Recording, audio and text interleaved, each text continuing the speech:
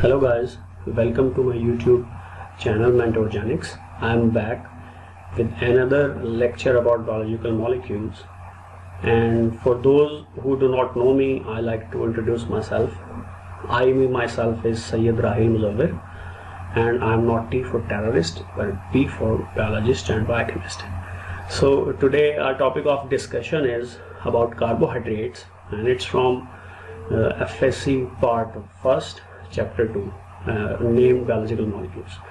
So these are very important biological molecule, और उसकी importance अभी हम इस topic के अंदर इस lecture के अंदर डिटेल से स्टडी करेंगे. So what are carbohydrates?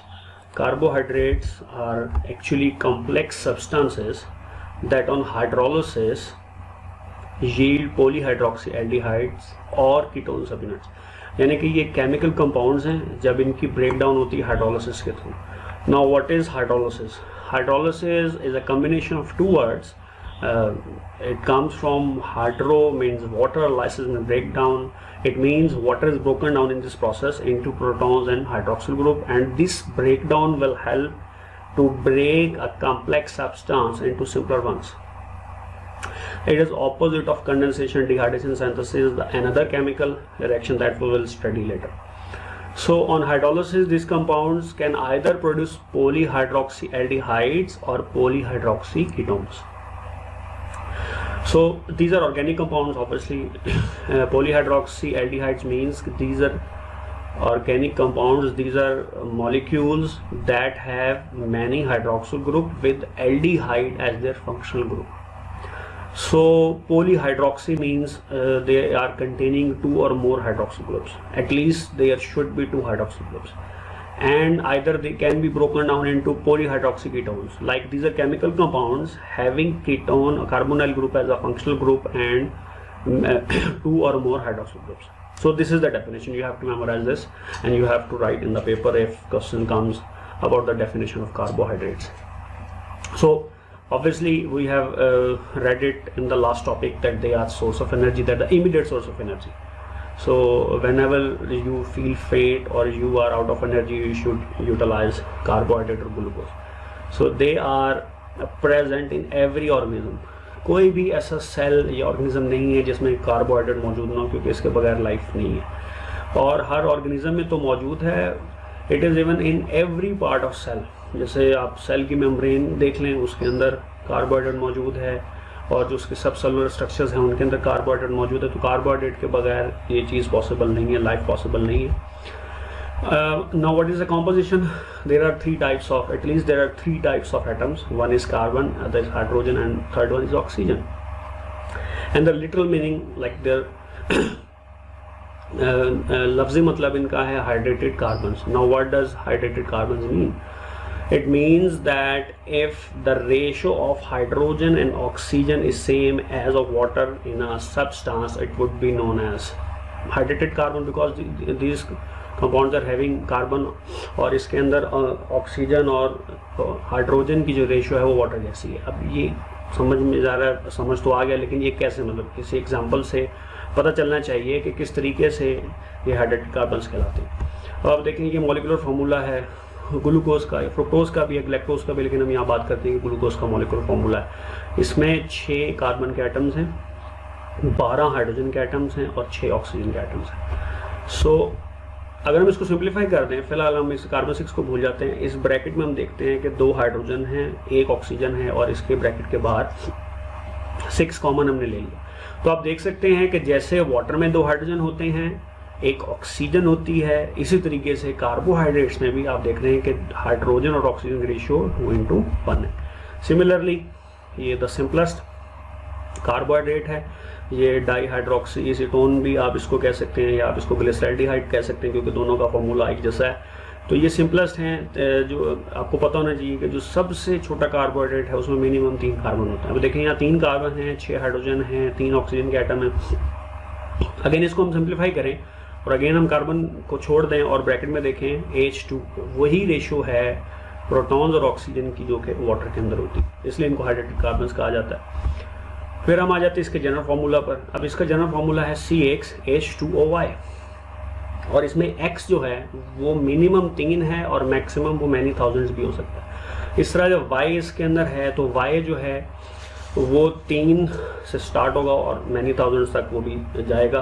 अब x और y सेम भी हो सकते हैं, डिफरेंट भी हो सकते हैं। नो सोर्स क्या है कार्बोहाइड्रेट्स का? तो कार्बोहाइड्रेट्स का सोर्स है जी plants. Plants synthesize these carbohydrates by a process known as photosynthesis. Photosynthesis में हम देख सकते हैं कि सनलाइट को यूज़ करता है प्लांट, वाटर को यूज़ करता है और ग्लूकोज और ऑक्सीजन को प्रोड्यूस करता है। अब प्लांट ने कार्बोहाइड्रेट तो बना लिया, अब प्लांट के बाकी बायोलॉजिकल मॉलिक्यूल्स कैसे बनेंगे? मैंने तो खैर कभी नहीं देखा कि कोई पौधा जो है वो गोश्त खा रहा हो या वो चिकनाई खा रहा हो या कोलेस्ट्रॉल खा रहा हो। तो प्लांट्स एक्चुअली कार्बोहाइड्रेट्स बनाते हैं और फिर इसमें केमिकल मॉडिफिकेशन करके डिफरेंट कंपाउंड्स जैसे कि लिपिड्स, प्रोटीन्स और विटामिन्स को सिंथेसाइज करते हैं। फिर जनरली इनके एग्जांपल्स क्या है, इनका रोल क्या है देखें, जैसे वुड है, कॉटन है, पेपर है, इसके अंदर जो सेलुलोज है वो कार्बोहाइड्रेट के एग्जांपल है, पॉलीसेकेराइड में आता है। इस तरह सीरियल्स और जो रूट ट्यूबर्स हैं उसके अंदर जो स्टार्चेज होते हैं वो जब सीरियल हम खाते हैं हमें मिठास महसूस होती है, तो एक्चुअली स्टार्च की ब्रेकडाउन की वजह से होता है। केन शुगर है, गन्ना आप खाते हैं आपको मीठा महसूस होता है, वो कार्बोहाइड्रेट्स की वजह से। मिल्क शुगर है, मिल्क यूज़ करते हैं, मिल्क प्रोडक्ट्स को यूज़ करते हैं तो वो मिठास फील होती है, वो कार्बोहाइड्रेट्स की वजह से। सो कार्बोहाइड्रेट्स के नेचर में स्ट्रक्चरल रोल भी है, फंक्शनल रोल भी है। अब इससे क्या मुराद है? स्ट्रक्चरल रोल की मैं एग्जांपल आपको देता हूँ, जैसे सेलुलोज है। Cellulose makes up the cell wall of plant algae. Similarly chitin makes the cell wall of fungi. तो ये स्ट्रक्चरल रोल्स हैं। Functional roles they are source of energy, जैसे ग्लूकोज हैं सोर्स ऑफ एनर्जी। सो ये conjugated molecule बनाने में help करते हैं। What are conjugated molecules? Molecules that are formed by combination of molecules that belong to two different categories. These are conjugated molecules. So conjugated molecules में carbohydrates combine करते हैं lipids के साथ, बन जाता है ग्लाइकोलिपिड्स। सिमिलरली कार्बोहाइड्रेट्स कंबाइन करते हैं प्रोटीन्स के साथ, बन जाता है ग्लाइकोप्रोटीन्स। अब ये दोनों कॉन्जुगेटेड मॉलिक्यूल्स क्या हेल्प करते हैं? हमारी बुक में मेंशन है कि they perform 3 different role, 3 general roles. One is they help in the formation of extracellular matrix. Like cell के बाहर एक मटेरियल होता है, सेल के बाहर एक्स्ट्रा चीज़ें होती हैं जो कि सेल को सपोर्ट करने के लिए कुछ मटेरियल होता है, इसको बोलते हैं एक्स्ट्रा सेलुलर मैट्रिक्स। तो एनिमल सेल में एक्स्ट्रा सेलुलर मैट्रिक्स को ये बनाता है। इसी तरीके से बैक्टीरिया की सेल वॉल बनाने में भी इसका रोल है। इसी तरीके से जो बायोलॉजिकल मेम्ब्रेन्स हैं, जैसे सेल मेम्ब्रेन है या डिफरेंट ऑर्गेनेलिस की मेम्ब्रेन है, उनको भी बनाने में इसका रोल है। तो इनके बगैर ये मेम्ब्रेन्स नहीं बन सकती। तो ये तो था introduction. Now we come to the classification. There are 3 main classes of carbohydrates. One is monosaccharide, other is oligosaccharide, third one is polysaccharide. So mono means one, saccharide comes from a Greek word saccharon which means sweet. Monosaccharide, 1 unit. Oligo means few, oligosaccharide few units, polysaccharide means many units. In oligosaccharide, monosaccharide range is between 2 monosaccharides up till 10 monosaccharides. And in polysaccharides the range of the number of monosaccharides increases, and polysaccharides start from when 20 different monosaccharides or 20 similar monosaccharides are combined together to form a molecule. So then it is known as polysaccharide. So now पहले हम पढ़ेंगे monosaccharides को. What are monosaccharides? So here is the definition. These are polyhydroxy aldehydes or ketones. यानी कि इनमें ऐसे compounds भी हैं जिनमें एल्डिहाइड है लेकिन उनके पास पॉलीहाइड्रोक्सी, ये पॉलीहाइड्रोक्सी, इनके पास बहुत सारे यानी कि 2 या 2 से ज़्यादा हाइड्रोक्सी ग्रुप हैं, और इनके पास कीटोन ग्रुप है, और कीटोन ग्रुप के अलावा इनके पास जो अगर कीटोन ग्रुप होगा तो उसके पास बहुत सारे यानी 2 या 2 से ज़्यादा हाइड्रोक्सी ग्रुप होंगे। जिस शुगर के पास एल्डिहाइड होगा उसको एल्डोस बोलते हैं, एल्डो शुगर बोलते हैं। जिसमें कीटोन ग्रुप होता है उसको कीटो शुगर या कीटोन बोलते हैं। These are the simplest sugars, you can not perform hydrolysis on it. जैसे हम चीनी खाते हैं, चीनी मोनोसेक्राइड नहीं है, चीनी ओलिगोसेक्राइड। हम जैसे जुबान पे रखते हैं वाटर ऐड होता है, फौरन से वो ब्रेक हो जाता है ग्लूकोज और हो जाती है ग्लूकोज और फ्रुक्टोज में। तो ग्लूकोज से ज़्यादा वैसे नहीं कर सकते। You can break glucose into simpler monosaccharides but not by hydrolysis. You can do it, you can perform it by enzymatic reaction, and that we will study in chapter 11 in detail. Monosaccharides are the sweetest, बहुत tasty हैं, ज़रा जो भी test आता है इनकी वजह से आता है, और वाटर सॉल्युबल हैं। अब इसमें जितने भी कार्बन्स हैं उन सब में हाइड्रोक्सिल ग्रुप होता है एक्सेप्ट 1। जैसे ग्लूकोज है, अगर हम ग्लूकोज की एग्जांपल लें तो 6 कार्बन है 1 2 3 4 5 6। अब 6 में से एक कार्बन के पास हाइड्रोक्सिल ग्रुप नहीं है, उसके पास ये एल्डिहाइड फंक्शनल ग्रुप है। बाकी जितनी कार्बन हैं उनके पास ये हाइड्रोक्सिल ग्रुप्स मौजूद हैं। तो 6 में से 5 के पास हाइड्रोक्सिल ग्रुप्स हैं, एक के पास फंक्शनल ग्रुप है। अब ये एल्डो शुगर है। नाउ हम देखते हैं फ्रुक्टोज को, ये कीटो शुगर है। इसमें कितने कार्बन है? 6, 1 2 3 4 5 6। तो 6 में से एक के पास फंक्शनल ग्रुप है, बाकी जो 5 हैं इनके पास हाइड्रोक्सिल ग्रुप्स मौजूद हैं। तो ये फ्रुक्टोज के एग्जांपल। तो मोनोसेक्राइड्स 3 कार्बन का है अगर, तो एक के पास फंक्शनल ग्रुप होगा, बाकी 2 के पास हाइड्रोक्सिल ग्रुप्स होंगे। अगर 4 कार्बन का है तो एक के पास फंक्शनल ग्रुप होगा, 3 के पास हाइड्रोक्सिल ग्रुप्स होंगे। मोनोसेक्राइड्स की हम डिस्ट्रीब्यूशन कैसे करते हैं, क्लासिफिकेशन कैसे करते हैं? नंबर ऑफ कार्बन एटम्स पे। मिनिमम 3 कार्बन और मैक्सिमम 7 कार्बन की रेंज में जो मॉलिक्यूल आते हैं वो मोनोसेक्राइड्स में। इनका जनरल फार्मूला है CH2ON। तो N जो है, you should not confuse this N with the number of carbon atoms. ये नंबर ऑफ कार्बन एटम्स नहीं है मोनोसेक्राइड में, ये नंबर ऑफ मॉलिक्यूल है किसी भी मोनोसेक्राइड का, चाहे वो 3 कार्बन है, चाहे वो 4 कार्बन है, चाहे वो 5 कार्बन। सो ये टेबल है, इसमें हम देख सकते हैं। Triose means it has 3 carbon atoms. अगर इसके पास एल्डिहाइड है तो एल्डो शुगर है, इसको एल्डो ट्राइओज बोलेंगे। अगर कीटोन ग्रुप है तो ज़ाहिर है वो कीटोज है, तो इसको कीटो ट्राइज बोलेंगे। फॉर्मूला है जी C3H6O3। एग्जाम्पल हैं ग्लिसरॉल्डिहाइड, हाइड्रोक्सीसीटोन। टेट्रोज है, बहुत रेयर है नेचर में, कुछ बैक्टीरिया के अंदर मौजूद है। 4 कार्बन है, एल्डो शुगर भी हो सकती है, ये कीटो शुगर भी हो सकती है। इसका फॉर्मूला है C4H8O4। इससे एग्जाम्पल है रेथ्रोलोज। पेंटोज है, 5 कार्बन होते हैं। एल्डो शुगर है तो एल्डो पेंटोज, कीटो शुगर है तो कीटो पेंटोज। Formula C5H10O5। एग्जाम्पल्स है राइबोज, राइबोलोज, डीऑक्सी राइबोज। हेक्सोज है जी, 6 कार्बन एटम्स। एल्डो शुगर भी हो सकती है, ये कीटो शुगर भी हो सकती है। इसका फॉर्मूला है C6H12O6। एग्जाम्पल्स में ग्लूकोज, फ्रुक्टोज, गैलेक्टोज, ये सारे आपस में आइसोमर्स। अब जो पेंटोज और हेक्सोजेज हैं ये बड़े कॉमन है नेचर में।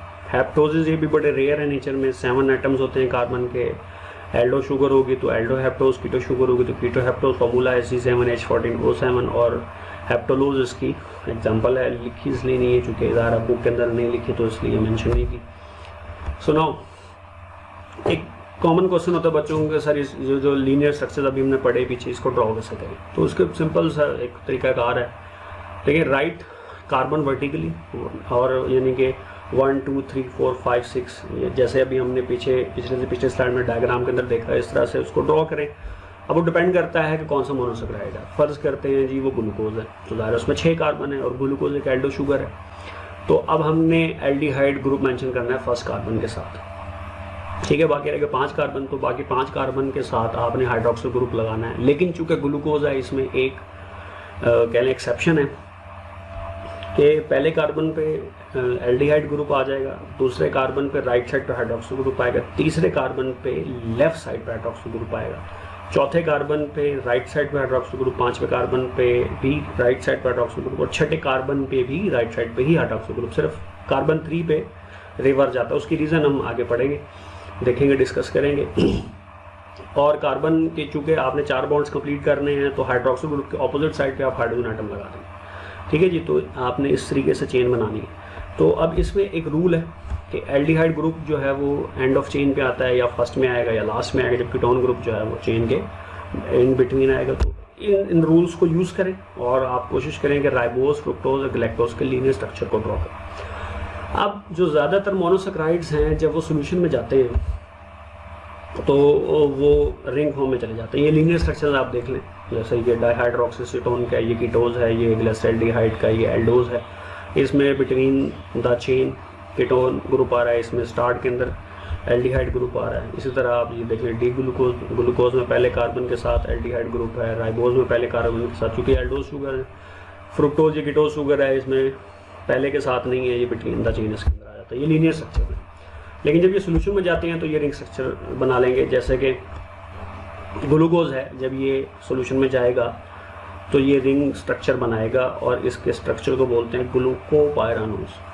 सो pyranose come from pyran. Pyran means 6 corner ring, not 6 carbon ring, 6 corner ring. जैसे 1 2 3 4 5 6, तो ये 6 कॉर्नर हैं। इसमें 6 कार्बन भी हैं लेकिन एक कार्बन चेन से बाहर। इसी तरीके से जब राइबोज सोल्यूशन में जाता है तो ये भी एक रिंग स्ट्रक्चर बनाता है, उसको बोलते हैं ribofuranose. So furanose come from furan, it means 5 cornered ring, again not 5 carbon ring, 5 cornered rings. So here are the 5 corners, 1 2 3 4 5। तो इसी तरह एक कार्बन इसके बाहर आ जाता है, तो ये रिंग स्ट्रक्चर है। अब होता ये है कि जब रिंग स्ट्रक्चर बनता है ना, तो ये जो हाइड्रोक्सिल है ये बाहर नहीं रह सकता, क्योंकि जब हाइड्रोजन अगर यहाँ पर आ जाएगा तो रिपल्शन होगी इन दोनों की तरफ, इसलिए हाइड्रोजन बाहर चला जाता है। इसलिए जब हम लीनियर स्ट्रक्चर बनाते हैं तो ये जो हाइड्रोक्सिल ग्रुप है कार्बन 3 का, ये हम ऑपोजिट साइड पर लगाते हैं।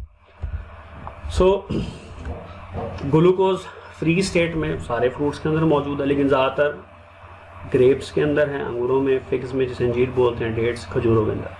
और ब्लड में ग्लूकोज की जो कॉन्सेंट्रेशन है वो है 0.08%। और ये कंबाइंड फॉर्म में भी मौजूद है नेचर में, in the form of disaccharides and polysaccharides, जिसमें स्टार्च है, ग्लाइकोजन, सेलुलोज, इन सब के अंदर। ये बनता कैसे है, जैसे हमने पीछे पढ़ा फोटोसिंथेसिस से। अब आप देख सकते हैं कि ये इक्वेशन है, carbon dioxide plus water combines in the presence of light and chlorophyll and glucose and oxygen is form.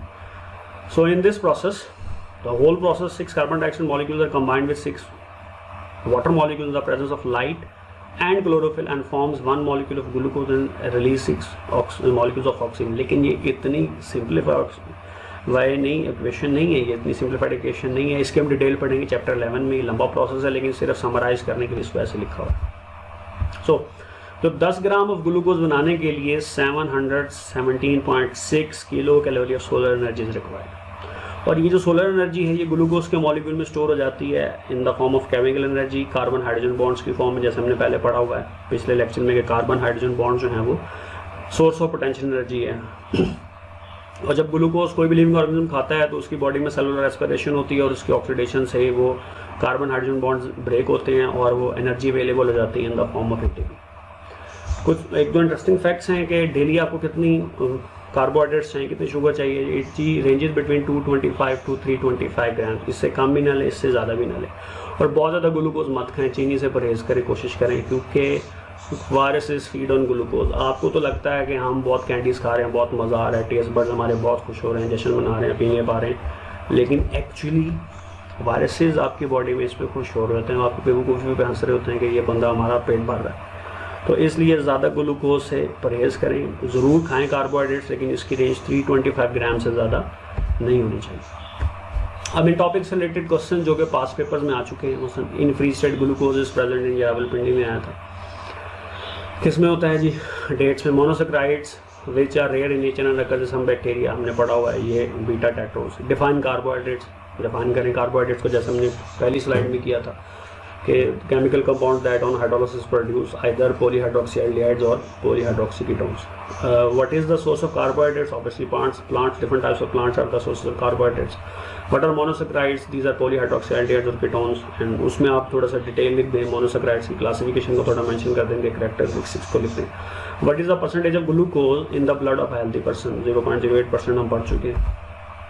Now again all good things for those who think, थोड़ा क्रिएटिव थिंकिंग भी होनी चाहिए। मेरे दो क्वेश्चन है, for which carbohydrates X and Y are same and different respectively. ये आपने search करना है और आंसर करना है। उसमें कमेंट सेक्शन में आपका आंसर ठीक होगा तो मैं उसे लाइक कर दूंगा, नहीं होगा तो मैं उसे रेक्टिफाई कर दूंगा। सेकंड है, how would you differentiate aldose from ketose written on a page? अगर एक पेज पे लिख दिया जाए कि एरिथ्रोज और एरिथ्रोज है और मैं आपसे पूछूं कि आप डिफरेंशिएट करेंगे, आपको कैसे पता लगेगा कि ये एल्डोज है और ये कीटोज है? ये बहुत ज़रूरी क्वेश्चन हैं। जब आप आगे फर्दर स्टडीज़ में जाएंगे, बायोकेमिस्ट्री में जाते हैं या मेडिकल में जाते हैं, तो वाइवा के अंदर ये चीज़ें वो आपसे पूछी जाएंगी, तो इसलिए ये टेक्निकल चीज़ें जो आनी चाहिए। सो इस रिलेटेड क्वेश्चन हैं, if you dare to attempt them. Number 1, most common monosaccharide is, 4 option है, अल्फा है, ग्लिसरॉल्डिहाइड, बीटा है, राइबोलोज, चार्ली है, डाइहाइड्रोक्सीटोन, डेल्टा है, सेलुलोज। सेकंड है, for synthesis of 1 gram of glucose amount of solar energy required is dash kilo calorie. Alpha, beta, Charlie, delta में से आपने recognise करना है। तीसरा, number of atoms that are outside ring of राइबोफ्यूरानोज, ये भी मैं आपको बता चुका हूँ, तो 2, 3, 1, 5 में से आपने एक सेलेक्ट करना है। चौथा है, carbohydrate that plays a structural role, ये भी मैं अभी शुरू में आपको बता चुका हूँ, डिस्कस कर चुका हूँ। तो अगेन इन चारों के आंसर्स आप कमेंट सेक्शन में लिखें। अगर ठीक होंगे तो लाइक कर दूंगा, अगर नहीं हो तो मैं इसको रेक्टिफाई कर दूँगा। सो अगर कोई क्वेश्चन है तो ज़रूर पूछें, कमेंट सेक्शन में पूछ सकते हैं मुझसे। और मेरे इस चैनल को सब्सक्राइब करना मत भूलें, सब्सक्राइब का बटन दबाएं, बेल आइकॉन का बटन दबाएं और इस वीडियो को ज़रूर लाइक करें। अगर कोई क्वेश्चन हो तो ज़रूर पूछें। Thank you very much.